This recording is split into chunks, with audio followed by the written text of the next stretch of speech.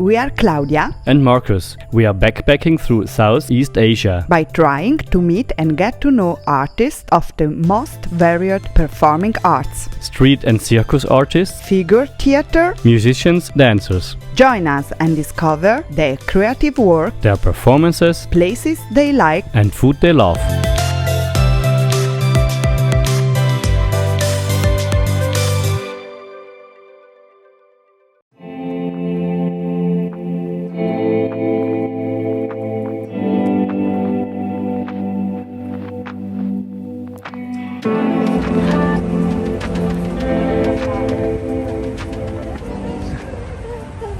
Musichetta statale a Singapore. swing.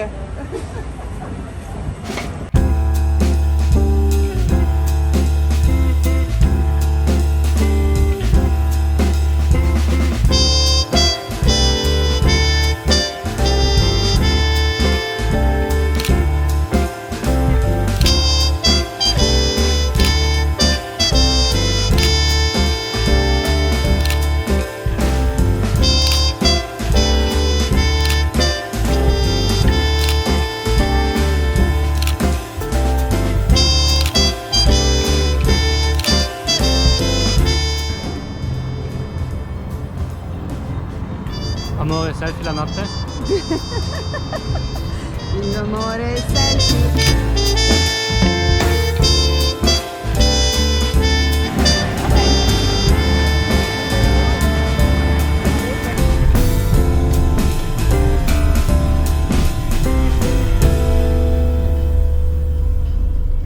Claudia, where are we now?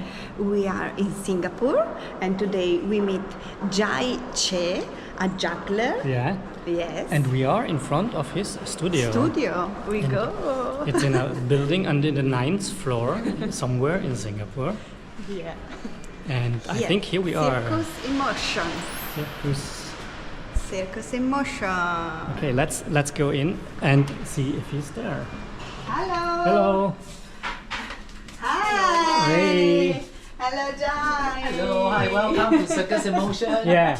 Come on in. Thank you. There you go. Oh, nice.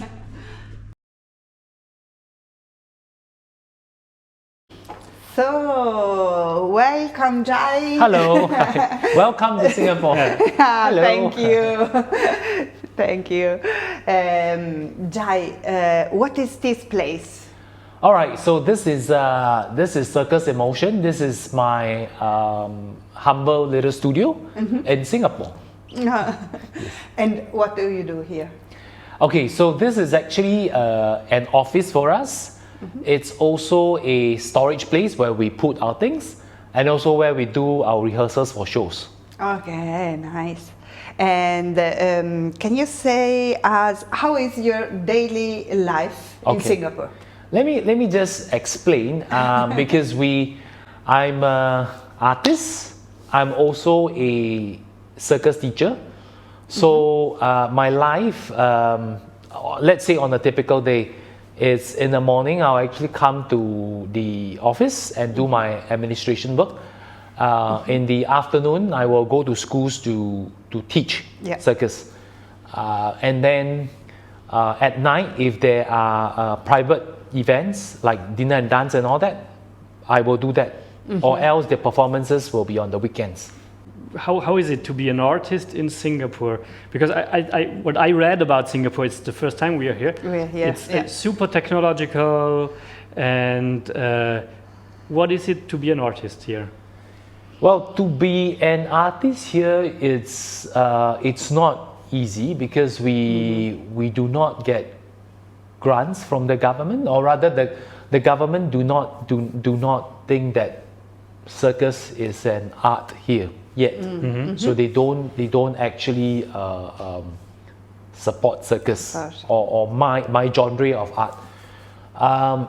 So to be an artist here is not easy. So we have to find ways of surviving commercially, and that's how we survive. Is actually we do school workshops, so the schools pays us, and also we do shows. So yeah. Okay. And can you say us why you choose this work? So why juggler? Why juggler? Why Okay, juggler? Yes. I think it's the work that has chosen me, not I chose the work. So my journey with circus or juggling starts this way. I was actually a social work intern. I want to be a social worker all along. And then in my second internship, I was working with this youth center known as Tampines Family Service Center. So this is a youth center. So everybody knows Cirque du Soleil, right? They have a social arm. The social arm is called Cirque du Monde. So the Cirque du Monde, they have a partnership with my place of internship. So I got to know Cirque du Monde, and I think they are using circus to work with street kids all around the world. And I was very intrigued. I like the idea of using circus to work with at-risk pupils. And Cirque du Monde sent me for training, and the rest is history. So here I am. Yeah. And is there a juggling or a circus tradition in Southeast Asia? Is there, because in Europe we have this strong circus tradition. Is there something like that here? I think in Southeast Asia there is the history of circus probably will have to be linked more strongly with the countries with a communist past. Like for example Vietnam, they have a very strong circus history because they were a communist country. And Cambodia is coming up because the French actually helped them establish themselves. And I think in Cambodia, I think they are getting very, very good now. I can't say the rest for the rest of Southeast Asia because we don't have a very, very strong tradition of circus. But probably only Vietnam, followed by Cambodia. And so you can make a living by being a full-time artist? Yes, I can, but I have to do commercial shows, which you will see tomorrow. Yes. We talked about the funds. How is the general situation about the culture and arts funds in Singapore? Because you told us earlier, for an artist it's difficult. You have to work a lot. Yeah. We see now in Italy they are cutting the cultural funds for a lot of reasons. How is it in Singapore? I think in Europe or in Europe in general, I think art is more loosely defined. A lot of things can fall under art, or rather the government probably in Europe it's open to supporting different kinds of art. But in Singapore it's a little bit different here. They recognize 6 forms of arts as art, and the money goes there. So to name you a few, it can be visual arts, it can be dance, it can be theatre, but not circus. So there's 6 different kinds that they are willing to put money inside, but not circus. Okay. Yeah. Okay. Then, how important is the body in your art? Could you say yes? So for my commercial show, I juggle a lot. I roll around a lot, so the body is actually quite important. And what I've done for myself is I go for regular yoga sessions, and also I go to the gym to keep myself fit. And I did 2 things to keep my body going. Number 1, I stopped football. Yes, to prolong my performing career, I stopped football. Let me just say the truth here.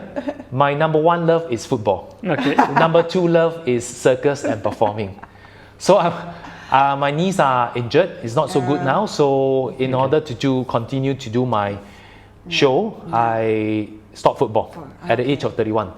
And the second thing here is also in my new shows, I have tried not to be so physical. My shows are a little bit less physical.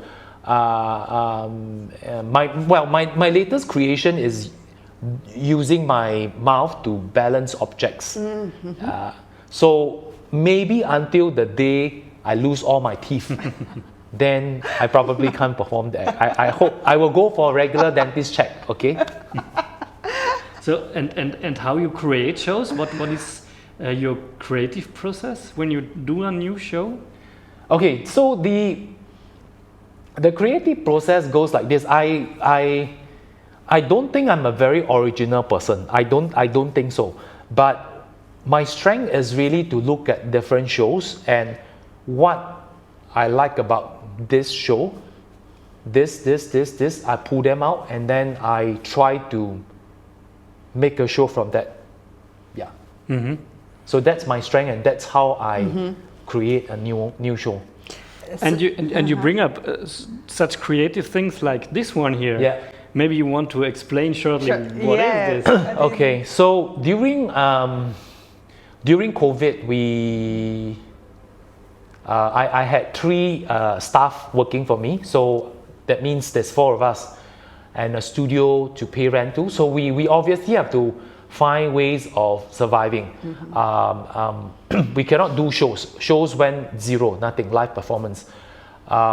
So we basically figure out, this is a visual art and this is something that we can commercialize or we can make and then having some organization to pay for this. So we pivoted to doing a little bit of visual art. And this is actually 600 pieces of Rubik's Cube hand twisted. Can I take one out? Yeah, go ahead. I take one out. Go ahead. And show it. So so it is a Rubik cube. And we are proud to say that one of our commission work, which is a 4,000 piece artwork, has been we were commissioned by a major hotel in Singapore, and we did that last year. So that's about 4,000 piece. I'll be happy to send you the link for that. And how has your work changed over time from when you start to now? Okay. How has it changed over time? A very good question. So when I started as a standalone, when I started as a solo artist or instructor, I could do I could do my work. I could just basically, because it's just one person, I could say yes or no to certain types of work. If it's too commercialized, I will not take it because it's I just need to worry about myself. But when you have more staff, when you have more people, then you have to decide whether or not do you want to commercialize more to make sure that your staff gets the salary they want. So we try to strike a balance also, like to make sure that we are commercialized, but we are also staying true to our artistic roots. Yeah. So maybe one example I can give you is that for me, the commercial shows I do here is here. Whatever that I want to do, achieve artistically, I bring it to the festivals in Europe. Yeah. So that sort of like strikes a very, very nice balance. Yep. And how much people work in your stuff? Okay, we used to have 4.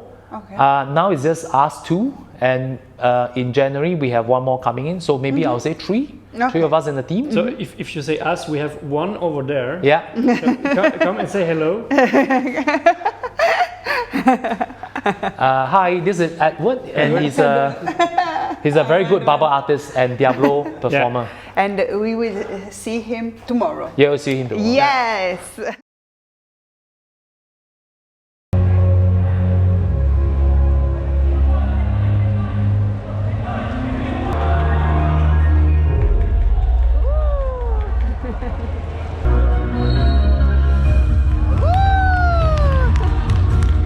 So, hi Edward. Hi, Edward. We are here with Edward. We which was a student of Jay. Yep. Yeah. And we saw a super bubble show today from you. Thank you. Yeah, you did great. Yeah. Yes, I'm teaching. So you're teaching and performance. Yes, What is the one that you like the most? teaching. Teaching. Yes. And why? Because I like to see my student grow. Because the one I teach are normally those that have low self-esteem. So for those that have low self-esteem, they always think they can't do anything. So I like to teach these sort of students because they also think that they can't do anything. So once they start something and they learn it, I can see the smile on their face. I'm also happy. Yeah. So it's to give them a feel of that they achieve something. So that they're not useless. They have something that they can do. And to me, everybody is good at different things. Yeah. Okay. So they learn. You teach them that they can do whatever they want. Yes. If they like it. Yes. Yeah. Okay. What do you like in juggling, or what do you like most? Most, I would say the Diablo. The Diavolo. Okay, nice. And your first teacher was Jay? Yes. Okay. Then the internet. So yeah. Okay. And now we asked also Jay. So is there something you would say to our audience? So Okay, if you have a dream, yeah. chase it. Don't wait. The more you wait, the more you regret when you finally realize that I should have chased that dream. Okay. So that's Thank that's you. good. Thank you. Thank you, Edward. Thank you. How important do you think culture is, or the art you're doing, the juggling, is for Singapore, for the audience they see your shows? Okay, first of all, I think that's a very good point. So what I try to do is I try to offer something different to the local audiences. Why do I say that? Like they are the local people. They are very used to seeing, for example, a commercialized magic show. All right? So what I try to, or rather they see a clown as a white-faced clown, those that you see traditionally. So what I try to do is when I perform in Europe, for example, I will draw inspiration or influences from them, things that they do differently, which I think that, hey, the people in Singapore, they are not exposed to. I try to add them in my show, and I show them to the local audience. Yeah. And you are also using your artistic skill for a social purpose. Like the Red Nose Foundation, we met in Jakarta with circus to help young people. And why do you think especially circus is suitable? Is a suitable art form for this goal? Okay.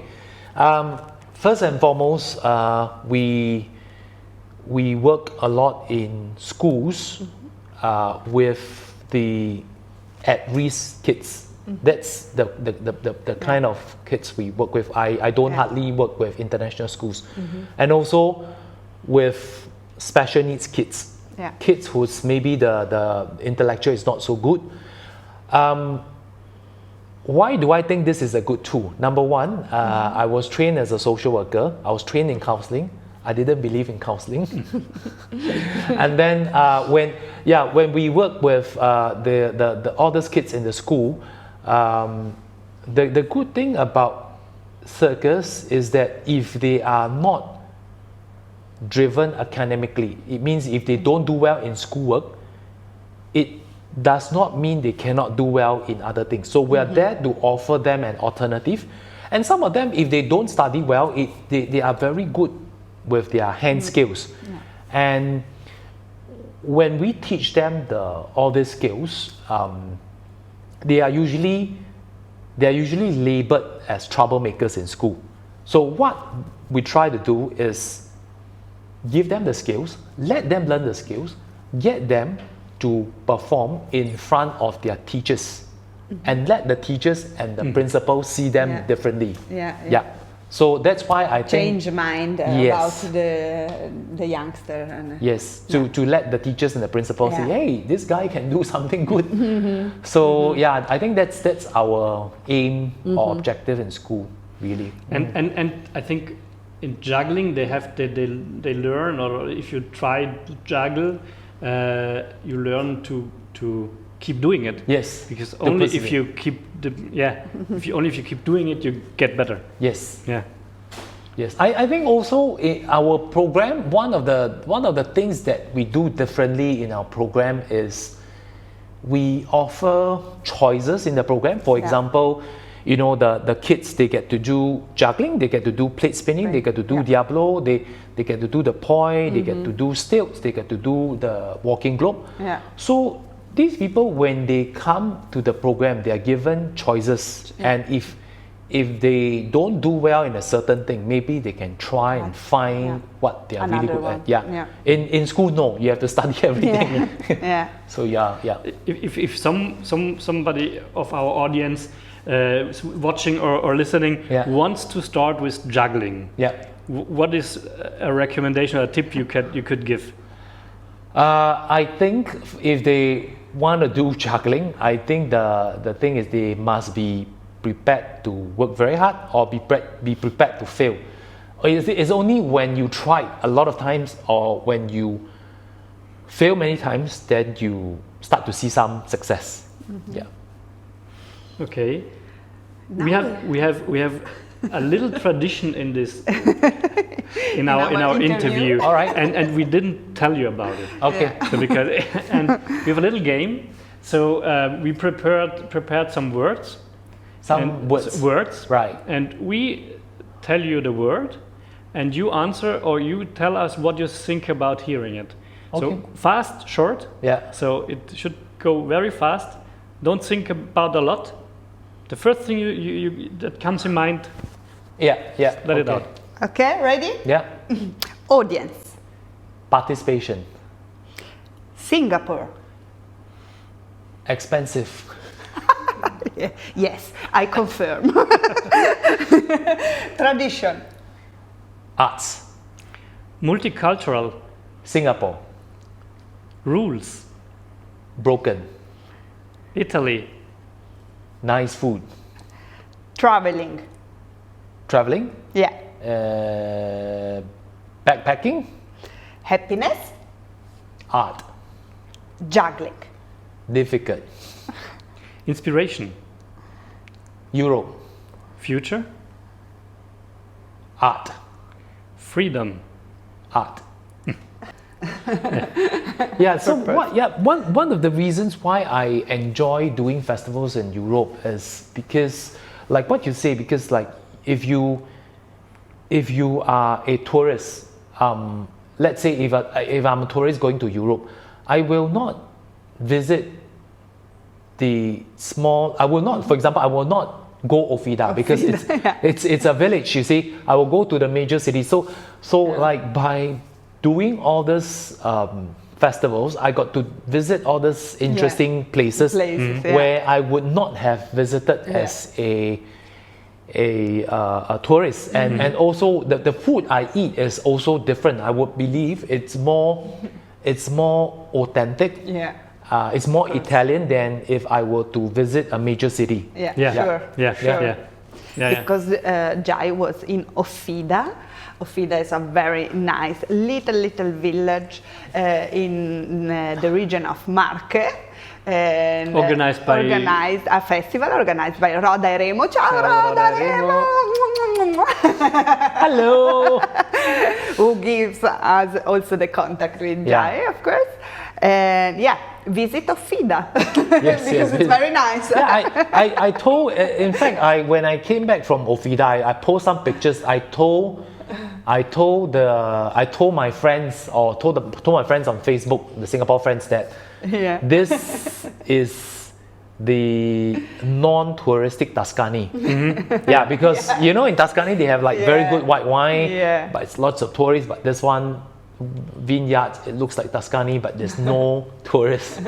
And go to Ofida when the FOF, the festival is the end of August. End of August. FOF. F-O-F. May the fourth be with you.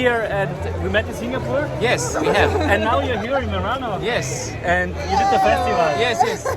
Yeah, we're just done with the Festival in Murano. And how it was, Jay? It was beautiful, bellissimo. There's rivers, there's the mountain, and there's a good crowd, good food, good friends. Yeah, Perfect. And how it was the show? How? it went quite well. I mean, third Friday we're starting to warm up. Saturday was really good, and Sunday, bellissimo.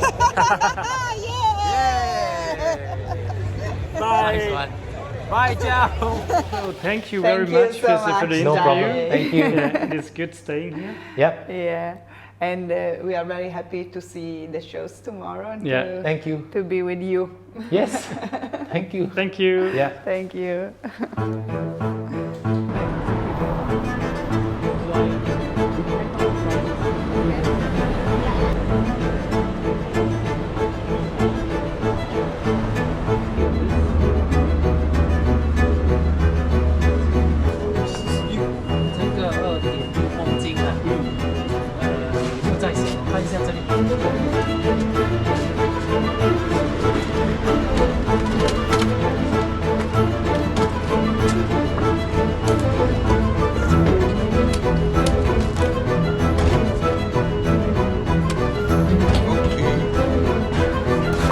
This is Marcus Go. So, and then you take one. Okay. Okay, one like this. Yeah. Okay.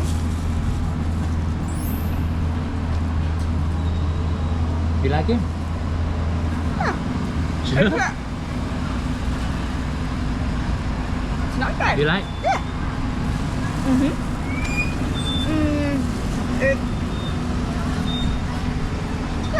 It's a little bit bitter. Yeah. The first one, yeah, but then it's sweet. It's not bad. No. You like it? Yeah. Yeah.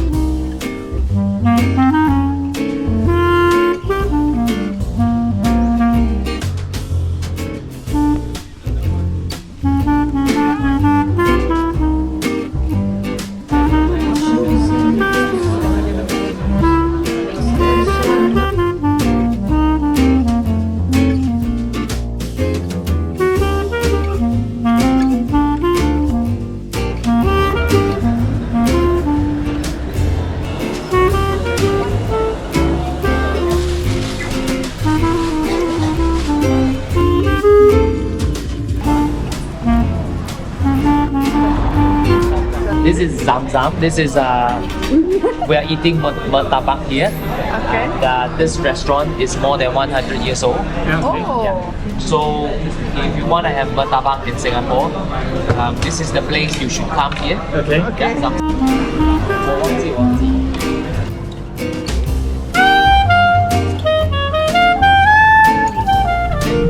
They become like a army club.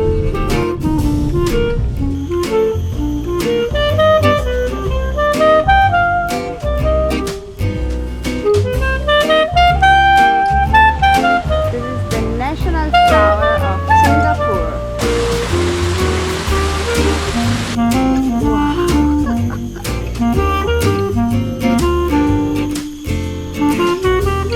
They bury with the first emperor of the.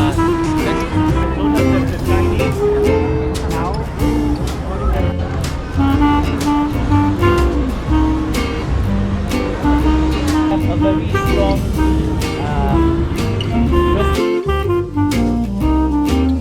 E si va dove? Thailandia, ci aspetta il terzo paese in cui noi andremo. Ciao. ขอบคุณค่ะ Un clap. Io sono Clap, Claudia è K.ค่ะ Clap. ค่ะ Dopo, ciao.